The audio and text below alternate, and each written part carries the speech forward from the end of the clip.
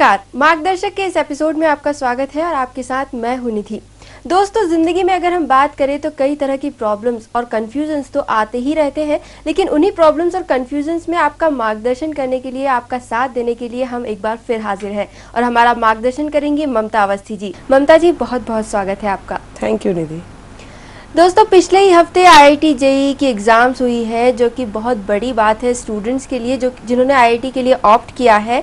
लेकिन आईआईटी को मैं जहां तक मानती हूं, कहीं ना कहीं इंटेलिजेंस से जोड़कर देखा जाता है कि जो इंटेलिजेंट स्टूडेंट्स होते हैं आईआईटी सिर्फ उन्हीं के लिए होता है। लेकिन मैं इस मामले में थोड़ा सा कन्फ्यूज़ हूँ, तो मैं इसी बारे में आज ममता जी से बात करने वाली हूँ। तो ममता जी, सबसे पहले मैं ये जानना चाहूँगी कि इंटेलिजेंस ये होता क्या है?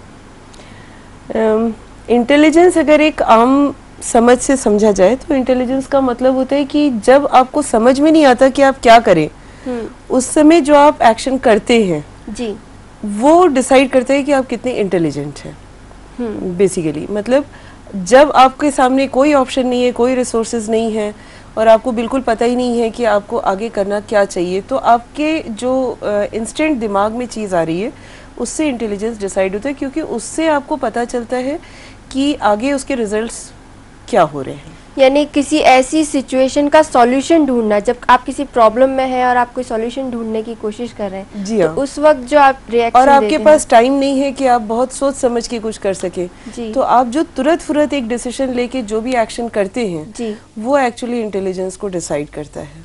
जी, तो यानी इंटेलिजेंस एक आपकी ऐसी सोच जो आप इंस्टेंटली यूज करते हैं किसी भी प्रॉब्लम के सॉल्यूशन को ढूंढने के लिए। लेकिन क्या ममता जी, इसे मतलब डेवलप किया जा सकता है, बनाया जा सकता है? क्योंकि हर किसी का दिमाग अलग तरह से काम करता है, तो आप इस बारे में बताइए। जी, ये तो एक प्रूवन फैक्ट है कि इंटेलिजेंस कुछ हद तक हेरिडिटी पे डिपेंड करता है, कुछ हद तक, लेकिन हाँ, अपनी मेहनत से इंसान इसे डेवलप कर सकता है। कुछ चीज़ें अगर आप अपने आप में डेवलप कर लें, जैसे डीप थिंकिंग का प्रोसेस है, मतलब आप कोशिश करिए कि किसी भी एक्शन को करने के पहले उस सिचुएशन में आपके किए हुए एक्शन का क्या असर होगा, वो आप थोड़ा सा दूर तक सोच के, दूर की सोच रखिए और एरर्स को मिनिमाइज करके आप एक्शन लेने की कोशिश करिए। एक तो ये तरीका है। उसके बाद आप अपने आप में गुड रीजनिंग डेवलप करिए। रीजनिंग का मतलब है कि आप आपके पास जो ऑब्जेक्टिव है, उस ऑब्जेक्टिव को आप एनालाइज करिए। एनालाइज करके आप उस हिसाब से प्लान करिए, डिसाइड करिए। ऑल्टरनेट प्लान्स आपके पास होने चाहिए। फिर जब आप एक्शन लेते हैं तो उस एक्शन के जो रिजल्ट्स आ रहे हैं उनको ऑब्जर्व करिए और उनके रिकॉर्ड्स को मेंटेन करिए। वो बहुत ज़्यादा ज़रूरी है, क्योंकि अगर हम रिकॉर्ड्स मेंटेन करते हैं तो हम आगे जाके अपने आप की एनालिसिस कर पाते हैं। अगले बार अगर आप ऐसी सिचुएशन में आते हैं तो आपको सेल्फ एनालिसिस में वो रिकॉर्ड्स काफ़ी ज़्यादा हेल्पफुल होते हैं। और दूसरी एक ये बात होती है कि आप अपने पास से हमेशा सीखते हैं। कोशिश करिए कि आपने जो पिछले डिसीजंस लिए हैं उनके हिसाब से आप अगली बार डिसीजंस को अपने मॉनिटर कर सकें, मैनेज कर सकें सिचुएशन के हिसाब से। यानी पास्ट एक्सपीरियंस जो है उसको यूज करना चाहिए अगर आपको इंटेलिजेंट अपने आप में डेवलप करनी है तो। फिर थोड़ी सी क्रिएटिविटी डेवलप करने की कोशिश करिए। कुछ पजल सॉल्विंग, कुछ प्रैक्टिसिंग आप अपने आप में डेवलप करिए। कुछ पजल सॉल्विंग सेशंस करिए कुछ, क्योंकि बिना प्रैक्टिस के आप अपने थिंकिंग को मोटिवेट नहीं कर सकते हैं। तो थिंकिंग मॉडिफाई करना है, मोटिवेट करना है, तो आपको उसके लिए थोड़ा सा अपने आप को चैलेंजिंग सिचुएशंस में डालने की आदत डालिए। यानी ऐसे कोई गेम्स जिनमें दिमागी कसरत होती हो वो अच्छे होते हैं। एक मेरा सजेशन है कि किसी भी हालत में, किसी भी ड्रग्स के थ्रू आप इंटेलिजेंस डेवलप करने की कभी कोशिश मत करिए, वो अल्टरनेटिव नहीं है। जी, यानी कोई भी चीज खाने पीने से, या हम बोले एनर्जी ड्रिंक्स या इस टाइप की कोई भी चीज, जी नहीं, डॉक्टर्स के पास जाके कुछ सिरप्स आते हैं, कुछ आपको ऐसे एडवर्टाइजमेंट्स दिखते होंगे कि आप ये कैप्सूल खाइए तो आप इंटेलिजेंट हो जाएंगे, आपका दिमाग शार्प हो जाएगा। वो सब मेरे ख्याल से बिल्कुल नहीं करना चाहिए। आप अपने नॉर्मल खाने पीने की हैबिट सही रखिए। और जैसा हम पहले भी कह चुके हैं कि बादाम के सेवन से थोड़ा सा दिमागी तंदुरुस्ती बनी रहती है, बट उसके अलावा कोई केमिकल ड्रग या कोई आर्टिफिशियल चीज़ों पे आप मत जाइए, वो आपको नुकसान ही पहुंचाएंगे। हो सकता है आपके बॉडी में हार्मोनल डिसबैलेंस क्रिएट कर दें। और एक तरफ आप अगर सोच रहे हैं इंटेलिजेंस बढ़ाने के लिए ये ड्रग है, तो पता चला उससे कोई दूसरा नुकसान भी हो सकता है आपके शरीर को। यानी आप अपने इंटेलिजेंस को बढ़ाने के लिए किसी भी तरह के हेल्थ ड्रिंक्स पर या ऐसी किसी चीज़ पर डिपेंड नहीं हो सकते, ये आपकी प्रैक्टिस से ही इम्प्रूव हो सकता है। खैर, हम बात कर रहे थे आईआईटी एग्जाम्स की, जिसमें ममता जी आईआईटी की जो एग्जाम्स होती हैं उसमें ऑब्जेक्टिव टाइप क्वेश्चंस होते हैं, यानी एक लिमिटेड आपको ऑप्शंस दे दिए, आपको पता है कि उन्हीं में से एक सही जवाब है। तो इस तरह के लिमिटेड जब आपकी एग्जामिन हो रही है, तो क्या ये सही तरीका है? किसी के इंटेलिजेंस को आप किस तरह से इस क्राइटेरिया में डाल सकते हैं? देखिए, इंटेलिजेंस को टेस्ट करने का तरीका सिर्फ ऑब्जेक्टिव को लेके मेरे ख्याल से सही नहीं है। क्योंकि अगर आप एनालिसिस करें तो आप देखेंगे कि कई बार ऐसा होता है कि बहुत सारे टेस्ट में ऑब्जेक्टिव क्वेश्चंस ही हैं जिनसे कि ये क्राइटेरिया होता है कि ये स्टूडेंट्स अबव एवरेज हैं, ये स्टूडेंट्स एवरेज और ये बिलो एवरेज हैं। लेकिन आगे आप थोड़ा सा और अगर स्टडी करेंगे तो आप पाएंगे कि अक्सर जो बच्चे बहुत अच्छा स्कोर कर लेते हैं वो बेटर कॉलेजेस में जाते हैं किसी एक पर्टिकुलर डिग्री के लिए, और जो एवरेज स्कोर करते हैं वो सो कॉल्ड एवरेज कॉलेजेस में सेम डिग्री के लिए जाते हैं। लेकिन जब 4 साल 5 साल बाद वो जॉब के लिए रेडी होते हैं तो ज़रूरी नहीं है कि जो बच्चे अच्छे कॉलेजेस में गए हैं वही अपनी लाइफ में और जॉब में अच्छा परफॉर्मेंस दे रहे हों। तो इंटेलिजेंस के लिए ये क्राइटेरिया मेरे ख्याल से गलत है। और अच्छे बच्चे और एवरेज बच्चे, इनमें डिफरेंस के लिए आप नॉलेज को बेस बनाइए। लेकिन कई बार आप अगर ऑब्जेक्टिव को ही बेस बनाते हैं तो हमने देखा है कि एक एप्लीकेशन भी अगर लिखनी है तो उन्हें एक हेल्पर की ज़रूरत पड़ती है, क्योंकि उन्हें आदत पड़ी हुई है कि वो ऑब्जेक्टिव की ही प्रैक्टिस करते हैं, ऑब्जेक्टिव ही सॉल्व करते हैं। इसीलिए अभी बोर्ड एग्जाम्स में ये एक क्राइटेरिया निकाला गया है कि आपको 40% वेटेज बोर्ड एग्जाम्स का लिया जाएगा कॉलेजेस में। इस साल से ये प्रथा शुरू हुई है, और उसके बाद जो आपका स्कोर रहेगा आईआईटी में उसको कंसिडर किया जाएगा। मतलब आज के ज़माने में सब्जेक्टिव नॉलेज को उतना ही इम्पोर्टेंस देना शुरू कर दिया गया है। निधि, बहुत सारे कॉलेजेस में, बहुत सारे इंस्टीट्यूशंस में एडमिशन का जो क्राइटेरिया होता है वो मेरे हिसाब से बहुत सही नहीं होता है, क्योंकि वो अपनी क्वालिटी को मेंटेन करने के लिए हमेशा अबव एवरेज और एवरेज स्टूडेंट या अच्छे स्टूडेंट्स को ही लेने की कोशिश करते हैं। तो ये तो गलत बात है एक तरीके से अगर देखा जाए। यानी वो इंस्टीट्यूट का लेवल बेटर रखने के लिए स्टूडेंट्स को कट ऑफ कर देते हैं। जी हाँ, तो ये कोई एजुकेशन नहीं है। मेरे ख्याल से जो पढ़े लिखे ऑलरेडी हैं, जो बने बनाए हैं, आप उनको एजुकेट करके अगर सोचे कि आपने कोई एजुकेशन फील्ड में बहुत बड़ा काम किया तो ये कोई बहुत बड़ा अचीवमेंट माना नहीं जाना चाहिए।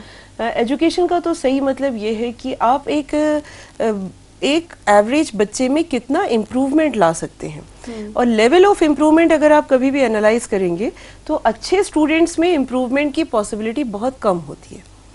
जो एवरेज बच्चे होते हैं उनमें इम्प्रूवमेंट का रेट आप मेजर कर सकते हैं, उनको आप एक लेवल से बड़े हायर लेवल पे लेके जा सकते हैं। इम्प्रूवमेंट प्रोड्यूस करना ही एक्चुअली होना चाहिए एजुकेशन का क्राइटेरिया।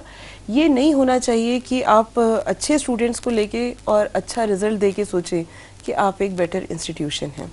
वैसे भी अगर आजकल देखा जाए तो इंस्टीट्यूट्स एक तरह से मार्केटिंग करते हैं, हमने बेटर रिजल्ट्स दिए हैं, हमने इतनी हाई रैंकिंग दी है, तो वो चीज़ यानी गलत है। मेरे ख्याल से गलत है। सभी तो अच्छे नहीं हो सकते हैं, और अगर एक डिफरेंस बना हुआ है एप्टीट्यूड लेवल में, तो हमारा एजुकेशन देने का बेसिक पर्पस होना चाहिए कि हम एक एवरेज या बिलो एवरेज बच्चे को कितना इम्प्रूवमेंट दे पा रहे हैं अपने इंस्टीट्यूशन में। ये क्राइटेरिया होना चाहिए एजुकेशन का, रादर दैन कि आप एक अच्छे बच्चे को और बेटर बनाने की कोशिश करें। तो मेरे ख्याल से जो एग्ज़ाम्स होते हैं, खासकर ऑब्जेक्टिव वाले एग्ज़ाम, चाहे वो आईआईटी के एग्ज़ाम्स हो, चाहे वो कोई भी और एग्ज़ाम्स हो, ये कोई इंटेलिजेंस टेस्ट करने के एग्ज़ाम्स नहीं है, ये कॉम्पिटेंस टेस्ट करने के एग्ज़ाम्स चल रहे हैं, ये नॉलेज लेवल टेस्ट करने के एग्ज़ाम चल रहे हैं, पर ये कोई इंटेलिजेंस टेस्ट नहीं कर रहे हैं एक्चुअल सिचुएशन में। यानी थोड़े से परिवर्तन की ज़रूरत यहाँ पर है कि एक अलग तरीके से इंटेलिजेंस को टेस्ट किया जाए, और सिर्फ आईआईटी को ये ना माना जाए कि ये सिर्फ और सिर्फ इंटेलिजेंट स्टूडेंट्स के लिए है। खैर, आगे बढ़ते हैं और बात करते हैं इंजीनियरिंग कॉलेजेस की। जैसा कि आजकल देखा जाता है, मतलब हज़ारों की संख्या में इंजीनियरिंग कॉलेजेस हैं। आप किसी भी सिटी में जाएं, किसी भी स्टेट में जाएं, कहीं पर आप पूरे देश में देखेंगे तो कई सारे इंजीनियरिंग कॉलेजेस हैं, लेकिन फिर भी आईआईटीज़ जो है उनका एक अपना अलग इम्पोर्टेंस है। तो ऐसा क्यों है? आईआईटीज़ को इम्पोर्टेंट या बेटर क्यों माना जाता है?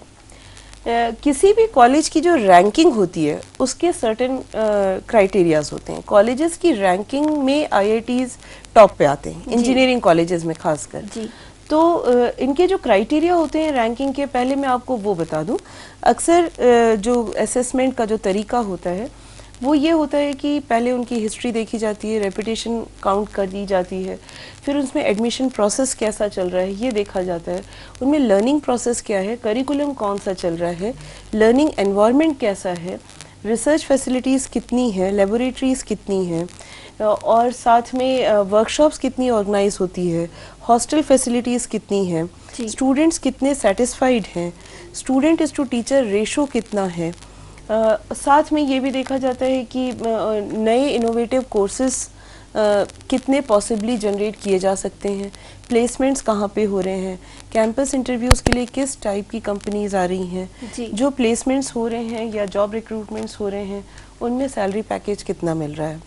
जी, कुल मिला के देखा जाए तो रैंकिंग का लेवल जो है वो एक तरीके से स्टूडेंट सेटिस्फैक्शन के ऊपर काफ़ी कुछ डिपेंड करता है। जी, यानी जो पुराने स्टूडेंट्स हैं उनका जो फीडबैक लेना बहुत ज़रूरी है, बहुत ही ज़्यादा ज़रूरी होता है। और इस रैंकिंग में आईआईटीज़ जो हैं वो टॉप पे चलते हैं इंजीनियरिंग कॉलेजेस में। तो इसका एक रीज़न ये भी है कि आप अगर कंपेयर करें बाकी इंजीनियरिंग कॉलेजेस को और आईआईटीज़ को, तो जो करिकुलम शेड्यूल होता है आईआईटीज़ का वो थोड़ी से ग्लोबल सिनेरियो के साथ मैच करता हुआ आपको मिलेगा। ये एक इंटेलिजेंट तरीका होता है अपने आप को अपग्रेडेड रखने का, जो नॉर्मली बाकी कॉलेजेस अवॉइड करते हैं। यानी इससे पॉसिबल है कि एक ग्लोबल प्लेटफॉर्म स्टूडेंट्स को आगे जाकर मिल पाएगा। बिल्कुल, और इसी वजह से आईआईटी से निकले स्टूडेंट्स जो हैं वो हाई रेटेड माने जाते हैं। दूसरा बहुत पॉजिटिव पॉइंट जो आईआईटीज़ में चलता है वो टाइम मैनेजमेंट का चलता है। इनका जो शेड्यूल है वो स्ट्रिक्टली वो लोग ऐसा डिज़ाइन करते हैं कि टाइम पे रिक्रूटमेंट्स हो जाएं, टाइम पे एग्ज़ाम्स ख़त्म हो जाएं, रिजल्ट्स का एक फ़िक्स टाइम है, और जब स्टूडेंट को एम्प्लॉयमेंट मिलता है तो वो तुरंत ज्वाइन करने की सिचुएशन में आ जाए, मतलब उसे किसी डिग्री का इंतज़ार न करना पड़े। ये एक बहुत बड़ा फैक्टर है। इसके साथ student is to teacher ratio काफ़ी पॉजिटिव है, इन फेवर ऑफ स्टूडेंट्स है।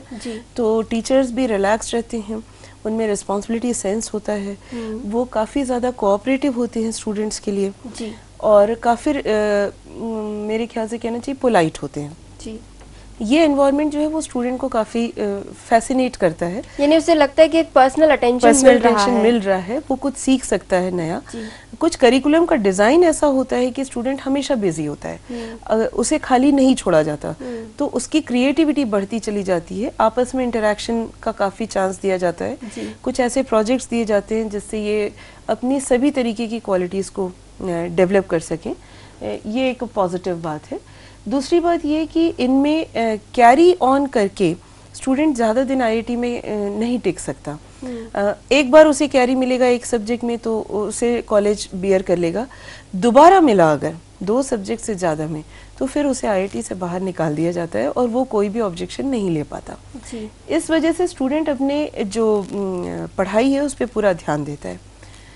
किसी भी टाइप का अगर डिससेटिस्फैक्शन है, चाहे स्टूडेंट को टीचर से हो, मैनेजमेंट से हो, कॉलेज से हो, या टीचर को मैनेजमेंट से, कॉलेज से या स्टूडेंट से हो, इन सभी के लिए आईआईटीज़ में एक सेनेट है, सेनेट ऑर्गेनाइज होती है जिसमें बाकायदा सुनवाई होती है, एक टीम ऑफ मेंबर्स होता है और दोनों पक्षों की सुनवाई के बाद ही कोई डिसीजन लिया जाता है। क्योंकि यहाँ एक कोई सिंगल अथॉरिटी नहीं है, एक ग्रुप है, इसलिए इसका मैनेजमेंट कहीं ज़्यादा प्रॉपर होता है, क्योंकि इसमें सारे एस्पेक्ट्स को स्टडी किया जाता है और कोई भी डिसीजन एक सिंगल आदमी नहीं ले पाता है। परफॉर्मेंस का असेसमेंट भी सेनेट के द्वारा किया जाता है, चाहे वो टीचर का परफॉर्मेंस हो, चाहे वो स्टूडेंट का परफॉर्मेंस हो। एक तरीके से अगर तुम देखोगी निधि तो ये एक ऑटोनॉमस सिस्टम है, इसमें कोई पॉलिटिकल इंटरफेरेंस नहीं है। ये डायरेक्टली एचआरडी मिनिस्ट्री से, एचआरडी से मेरा मतलब है ह्यूमन रिसोर्स डेवलपमेंट मिनिस्ट्री को रिस्पॉन्सिबल है। इनकी फंडिंग एचआरडी से होती है, मनी मेकिंग ऑब्जेक्टिव इनका नहीं है, इसलिए फीस स्ट्रक्चर काफ़ी कोऑपरेटिव होता है पेरेंट्स के लिए।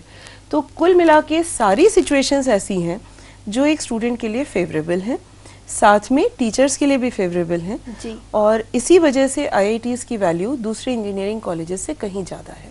तो खैर बात अगर हम IITs की कर रहे हैं तो बहुत सारे पॉजिटिव पॉइंट्स हैं उसमें एडमिशन लेने के लिए और बहुत सारी पॉजिटिव चीज़ें हैं जो आपको आगे की लाइफस्टाइल में भी हेल्प कर सकती हैं। पूरा डिसिप्लिन रहना, पूरा अपनी पढ़ाई पर ध्यान देना, अपने आप को पर्सनालिटी को भी डेवलप करना, यानी बहुत सारी चीज़ें हैं।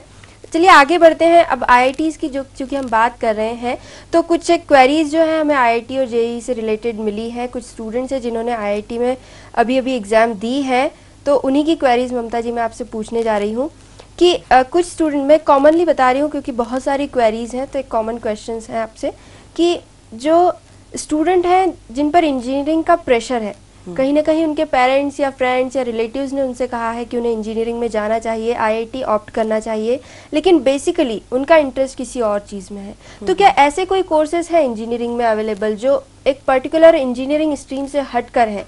अब अच्छा क्वेश्चन है निधि। IITs में IIT को क्योंकि इंजीनियरिंग कॉलेजेस का सरताज माना जाता है, बिल्कुल, तो ये एक जनरल इम्प्रेशन है कि IIT में गए हो तो आपको इंजीनियरिंग तो करनी ही है। वो एक जो जनरल एक कॉन्सेप्ट बना हुआ है उससे हटकर अगर तो IIT में बीटेक कोर्सेज भी हैं, बी फार्मा कोर्सेज भी हैं, पोस्ट ग्रेजुएशन कोर्सेज भी हैं और कई सारे आपको अच्छा लगेगा जानकर कि जो कोर्सेज हैं वो मेन स्ट्रीम से हट के भी हैं। जैसे उसमें ओशन टेक्नोलॉजी पे कोर्स मिलेगा आपको, जैसे उसमें फूड टेक्नोलॉजी पे आपके पास बीटेक डिग्री आ सकती है, मेटलर्जी में बीटेक डिग्री अवेलेबल है, डिज़ाइनिंग में बीटेक डिग्री अवेलेबल है, bio technology, bio chemicals, bio engineering और एनवायरमेंटल इंजीनियरिंग, इस टाइप के कई सारे स्ट्रीम्स हैं जो नॉर्मल आपके civil, mechanical, electrical, telecommunication, IT इनसे हटके जी। तो ऐसी स्ट्रीम्स भी IIT में हैं जिसमें स्टूडेंट इंटरेस्ट से अपने ज्वाइन कर सकते हैं। कुछ वहाँ पे अप्लाइड कोर्सेज हैं, सब्जेक्ट वाइज अप्लाइड कोर्सेज हैं, फिजिक्स, केमिस्ट्री, मैथ्स, इकोनॉमिक्स, इनको भी स्टूडेंट्स ज्वाइन कर सकते हैं जी। तो ऐसी एक क्वेरी हमारे पास आई है रजत की, जिन्हें इंटरेस्ट है फूड टेक्नोलॉजी में, लेकिन वो कंफ्यूज है इसके जॉब प्रोस्पेक्टस को लेकर। तो क्या ऐसा पॉसिबल है फूड टेक्नोलॉजी अगर ऑप्ट करता है कोई तो उसे भी इक्विवेलेंट जॉब प्रोस्पेक्ट्स मिल पाए? बिल्कुल मिल सकते हैं। फूड टेक्नोलॉजी बहुत ही मॉडर्न स्ट्रीम है, मेरे ख्याल से तो सबको ज्वाइन करनी चाहिए। और इसको मैं आपको ब्रॉडली बता दूं कि इसमें पब्लिक सेक्टर में भी जॉब प्रोस्पेक्ट्स हैं और प्राइवेट सेक्टर्स में भी जॉब प्रोस्पेक्ट्स हैं। तो मतलब आप गवर्नमेंट जॉब के लिए भी आप एलिजिबल होते हैं जी। जैसे आप पब्लिक सेक्टर में देखिए तो ministry of food and it's quality maintain करने का जो डिपार्टमेंट है वहाँ आप एम्प्लॉय हो सकते हैं। ये मैं सिर्फ आपके बीटेक के बाद के एम्प्लॉयमेंट की बात कर रही हूँ। फिर आप एक्सपोर्ट जो डिपार्टमेंट है जहाँ पे फूड स्टफ एक्सपोर्ट किया जाता है उस सेक्टर में आपको एम्प्लॉयमेंट पॉसिबल है। ट्रेड और मार्केटिंग कंपनीज में आपको एम्प्लॉयमेंट पॉसिबल है। जहाँ पेटेंट्स करने के जो क्राइटेरियाज डिसाइड होते हैं आप उस डिपार्टमेंट में ज्वाइन कर सकते हैं गवर्नमेंट में। साथ में ट्रेड और मार्केटिंग कंपनी में ज्वाइन कर सकते हैं विद द गवर्नमेंट स्ट्रीम। और इसके अलावा आर्मी, नेवी, एयरफोर्स, पुलिस और फॉरेस्ट और रेलवेज, बैंक, सिविल सर्विसेज, इनमें तो आप जा ही सकते हैं through UPSC and PSC exams जो होती हैं। प्राइवेट सेक्टर्स में अगर आप फूड एंड टेक्नोलॉजी के थ्रू निकलते हैं तो आपके पास बहुत बड़ी बड़ी फर्म्स हैं, जैसे ब्रिटानिया, जैसे नेस्ले, अमूल है और कुरकुरे है, लेज़ है। ये सारी अच्छी इस टाइप की जाने कितनी इनफाइनाइट कंपनीज होंगी जहाँ पे आपके लिए जॉब प्रोस्पेक्ट्स अवेलेबल हैं। यानी फूड टेक्नोलॉजी वैसे तो इतनी रिनाउंड नहीं है ये ब्रांच, लेकिन फिर भी इसमें जॉब प्रोस्पेक्ट्स जो हैं वो अनलिमिटेड है, पब्लिक सेक्टर में भी और प्राइवेट सेक्टर में भी। जी ऐसे ही यहाँ एक मैं आपको इंटरफेयर कर रही हूँ। इसके अलावा जो हमने ये बताए हैं जॉब प्रोसेस पे, ये तो हमने सिर्फ बीटेक बेसिस पे बताए। इसके अलावा वो लोग फूड टेक्नोलॉजी में एमटेक भी कर सकते हैं, PG लेवल पे MSc भी कर सकते हैं, MS भी कर सकते हैं, फॉरेन में भी जा सकते हैं। मतलब ऐसा नहीं है कि अगर वो फूड टेक्नोलॉजी ले लिए हैं तो वो उनके पास कोई जॉब नहीं रहेगी, रादर उनके पास नए प्रोस्पेक्ट्स हैं। तो ये एक बहुत अच्छा स्ट्रीम है और इसमें एलिजिबिलिटी में आपका PCM होना ज़रूरी है 12th क्लास में। बायो स्टूडेंट्स जो हैं वो इसके लिए एलिजिबल नहीं हैं, या तो फिजिक्स, केमिस्ट्री, मैथ्स हो या फिर physics, chemistry, maths, bio. Okay, यानी पीसीएम होना तो कंपलसरी है उसमें। जी हाँ। वैसे या देखा जाए तो फूड टेक्नोलॉजी में जो आपके पास अपॉर्चुनिटीज़ हैं वो ज़्यादा है, क्योंकि वैसे तो ये इतनी रिनाउंड नहीं है ये स्ट्रीम, और वैसे भी इतना सैचुरेशन नहीं है इसकी जॉब्स को लेकर। जी हाँ। खैर, ऐसी ही एक और हमारे पास इंक्वायरी आई है जो है बायोमेडिकल इंजीनियरिंग को लेकर, यानी इसमें भी सेम सिनेरियो है कि उनका इंटरेस्ट मेडिकल में है, लेकिन पेरेंट्स और रिलेटिव्स चाहते हैं कि इंजीनियरिंग फील्ड हो, तो क्या इन दोनों को मिक्स किया जा सकता है? जी हाँ, किया जा सकता है। बायोमेडिकल फील्ड जो हैं, जैसे बायोटेक्नोलॉजी आप करते हैं, बायोकेमिस्ट्री करते हैं, बायो इंजीनियरिंग करते हैं, तो इनके भी काफ़ी ज़्यादा स्कोप है आजकल जॉब में। पब्लिक सेक्टर में भी है, प्राइवेट सेक्टर में भी है। पब्लिक सेक्टर में आप क्लिनिकल फील्ड्स में जा सकते हैं, बायो इंस्ट्रूमेंटेशन में जा सकते हैं, मतलब जितने भी हॉस्पिटल्स में या क्लिनिक्स में जो इक्विपमेंट्स यूज़ किए जाते हैं उससे रिलेटेड जो आपको इंस्ट्रूमेंटेशन रिक्वायर्ड है, वहाँ पे आप जॉब पा सकते हैं और अच्छी जॉब मिलती है, हाई पेड जॉब्स हैं ये। बायोमेडिकल सिस्टम फिजियोलॉजी में जा सकते हैं, पेटेंट एनालिसिस में जा सकते हैं, एज ए पेटेंट एनालिस्ट आप जा सकते हैं, आप फिजिशियन के हेल्पर के फॉर्म में जा सकते हैं, आप इस फील्ड में बिजनेस कर सकते हैं अगर आप बायोमेडिकल फील्ड में हैं। साथ में आप बिजनेस मैनेजर भी बन सकते हैं, आप फिजिकल थेरेपिस्ट बन सकते हैं, और आप रिसर्च फील्ड में जा सकते हैं, लेक्चरशिप में जा सकते हैं, और जॉब से हॉस्पिटल से रिलेटेड जितनी भी जॉब होती हैं आप उनमें भी अपना एम्प्लॉयमेंट पा सकते हैं। तो आप देखिए, अगर आप प्राइवेट और पब्लिक दोनों सेक्टर्स को देखें तो आपके पास बायोमेडिकल स्ट्रीम में काफ़ी सारे ऑप्शंस हैं। साथ में आप राइटिंग स्किल्स को भी अपनी अगर यूज़ करना चाहें तो इस फील्ड में राइटिंग स्कोप भी काफ़ी ज़्यादा है, क्योंकि आम आदमी को इसके बारे में कम पता है, इसलिए आप इसमें आप टेक्निकल राइटिंग में भी जा सकते हैं। जी, यानी इतनी लंबी चौड़ी सी लिस्ट है जहाँ पर आप मेडिकल और इंजीनियरिंग दोनों को मिक्स कर सकते हैं, बहुत सारे ऑप्शंस और बहुत सारे स्कोप्स हैं। ऐसी एक अगली क्वेरी के बारे में हम बात करेंगे, जिसमें इन्होंने एक स्टूडेंट ने हमसे पूछा है कि बीडेस ये कौन सी डिग्री होती है, और इसके डिटेल्स जितने भी आप दे सकें इस बारे में। बीडेस जो होता है, BDES, ये एक्चुअली बीटेक इन डिजाइनिंग होता है, और IIT भी इस कोर्स को ऑफर करते हैं। जी। तो बहुत इंटरेस्टिंग सी बात है कि आप अगर बीडेस करते हैं तो आप ऑलरेडी एक BE डिग्री ले चुके हैं, बीटेक हो चुके हैं मतलब, और साथ में आपको एम्प्लॉयमेंट मिल सकती है NIFT में, national institute of fashion technology, ये मैं पब्लिक सेक्टर की बात कर रही हूँ। NID में मिल सकती है, नेशनल इंस्टीट्यूट ऑफ डिजाइनिंग में आप एप्लीकेबल हैं। साथ में आपको इंडियन टेक्सटाइल इंडस्ट्री में मिल सकती है, नेशनलाइज्ड बैंक्स में मिल सकती है आपको जॉब, रेलवेज, डिफेंस एक्सेट्रा में आपको एलिजिबिलिटी है ज्वाइन करने की। प्राइवेट सेक्टर में तो डेफिनेटली डिजाइनिंग के साथ बहुत कुछ जुड़ा हुआ है। प्राइवेट सेक्टर में तो डिजाइनिंग का इतना बड़ा स्कोप है। जी हाँ, फैशन है, फैशन मीडिया है, मार्केटिंग सेक्टर्स हैं, फर्नीचर मैन्युफैक्चरर्स हैं, साथ में क्वालिटी कंट्रोल ऑफिसर्स हैं, बुटीक्स हैं, होटल्स हैं, जेम एंड ज्वेल इंडस्ट्री है, और आर्किटेक्चर है, आप इंटीरियर डिज़ाइनिंग है, इस टाइप की बहुत सारी चीज़ों में आपको जॉब्स मिल सकती हैं। यानी अगर हम ओवरऑल बात करें IITs को लेकर, तो फर्स्ट थिंग ये कि IITs जो कॉलेजेस हैं वो बेस्ट होते हैं, कहीं ना कहीं उनमें इतनी सारी फैसिलिटीज़ और स्टूडेंट्स को इतना पर्सनल अटेंशन मिलता है कि वो एक बेस्ट प्रोडक्ट बन के निकलते हैं। एक्चुअली निधि, फैसिलिटी बहुत सारे कॉलेजेस में अवेलेबल होती है, लेकिन उन फैसिलिटीज़ का पूरा यूज़ नहीं किया जाता, प्रॉपर यूज़ नहीं है। IITs ने अभी भी एक सिंसियरिटी मेंटेन करी है, और हर फैसिलिटी जो उनको अवेलेबल है उसको वो अपना ऑप्टिमम यूज़ पे ले रहे हैं। ये एक बहुत बड़ा डिफरेंस है। हर कॉलेज चाहे तो अपने आप को IIT के लेवल पे ला सकता है, अगर वो थोड़ा सा IIT की क्वालिटीज़ को एब्जॉर्ब करने की कोशिश करे अपने आप में। और वैसे भी अगर देखें तो इसके फीस स्ट्रक्चर की अगर हम बात करते हैं IITs की, तो कहीं ना कहीं इतनी फैसिलिटीज को देखकर वो फिजिबल लगता है कि हाँ इतनी बिल्कुल फिजिबल है, क्योंकि वो एक कॉमन मैन को ध्यान में रख के किया गया है, क्योंकि ये मान के किया गया है कि IITs जो हैं वो मनी मेकिंग इंस्टीट्यूशंस नहीं है। इनकी फंडिंग क्योंकि गवर्नमेंट से होती है, इसलिए यहाँ के लोग भी, मैनेजमेंट भी रिलैक्स रहता है। उनका एम मनी मेकिंग है ही नहीं, और उनको कोई कमी भी नहीं है, इस वजह से वो फीस स्ट्रक्चर भी एक नॉर्मल मैनेज कर पाते हैं। और जहाँ तक हम बात करें कि इनका गवर्नमेंट से अटैचमेंट है, तो एक सेंस ऑफ रिस्पॉन्सिबिलिटी भी है मैनेजमेंट के ऊपर बनी हुई है। जी, यानी कि आईआईटीज वैसे तो है ही बेस्ट, लेकिन फिर भी आपके पास कई तरह के ऑप्शंस हैं। और इंजीनियरिंग अगर आप ऑप्ट करते हैं तो कहीं ना कहीं आप मेडिकल लाइन से जुड़ सकते हैं। अगर आपका माइंड क्रिएटिव है, आप क्रिएटिव फील्ड में जाना चाहते हैं, तो फिर बीटेक इन डिजाइनिंग, इस तरह के भी कोर्सेज आपके पास अवेलेबल हैं, जैसा कि ममता जी ने हमें मार्गदर्शन दिया है। यहाँ पे मैं आपको थोड़ा सा इंटरफेयर कर रही हूँ, क्योंकि ये जो हमने आज बात की ये तो हमने केवल लेटर के बेसिस पे की है।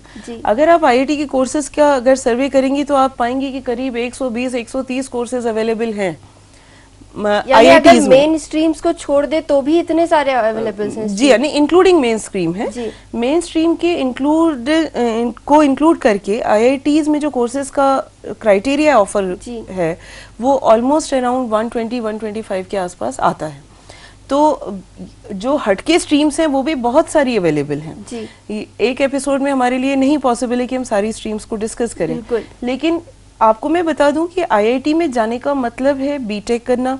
बीटेक करने का मतलब ये नहीं है कि आप अपने वही रेगुलर कोर्सेज में कंप्यूटर साइंस, आईटी या फिर आईपी या फिर आप सिविल, मैकेनिकल, इलेक्ट्रिकल, इलेक्ट्रॉनिक्स, इनसे हटके भी ब्रांचेस हैं जिनमें जाने पे आपके जॉब प्रोस्पेक्ट्स काफ़ी ब्राइट बने रहते हैं। तो ये था हमारा मार्गदर्शन आज आईआईटीज को लेकर, जहां हमने जानी बहुत सारी बातें, क्यों होते हैं आईआईटी कॉलेजेस बेटर, क्या फैसिलिटीज़ होती है, किस तरह के वहां पर स्टूडेंट्स को कंट्रोल किया जाता है, डिसिप्लिन किया जाता है। साथ ही साथ हमने बात की इंजीनियरिंग की बहुत सारी ब्रांचेस की, बहुत सारी स्ट्रीम्स की, जहाँ पर आप अपनी इंटरेस्ट को मैनेज करते हुए भी एक इंजीनियरिंग की डिग्री हासिल कर सकते हैं। और इसके अलावा भी अगर आप बीटेक किसी भी फील्ड में करते हैं तो जॉब स्कोप्स जो है, जॉब प्रोस्पेक्टस बहुत हाई लेवल के होते हैं। तो इंजीनियरिंग से डरने की या घबराने की ज़रूरत नहीं है। आप अपने पूरे कॉन्फिडेंस के साथ इंजीनियरिंग को ऑप्ट कीजिए, आपको सक्सेस ज़रूर मिलेगी। अगली बार फिर मिलेंगे एक नए मार्गदर्शन के लिए, एक नए टॉपिक के साथ। अगर आप कोई भी क्वेरी या फीडबैक हम तक पहुंचाना चाहते हैं तो आप हमसे कांटेक्ट कर सकते हैं हमारे ईमेल पर। हमारा ईमेल आईडी है margdarshak.city@gmail.com। हमसे ज़रूर बात कीजिए, अपनी बात हम तक पहुँचाइए। अगली बार फिर मिलेंगे एक नए मार्गदर्शन के साथ, तब तक के लिए नमस्कार।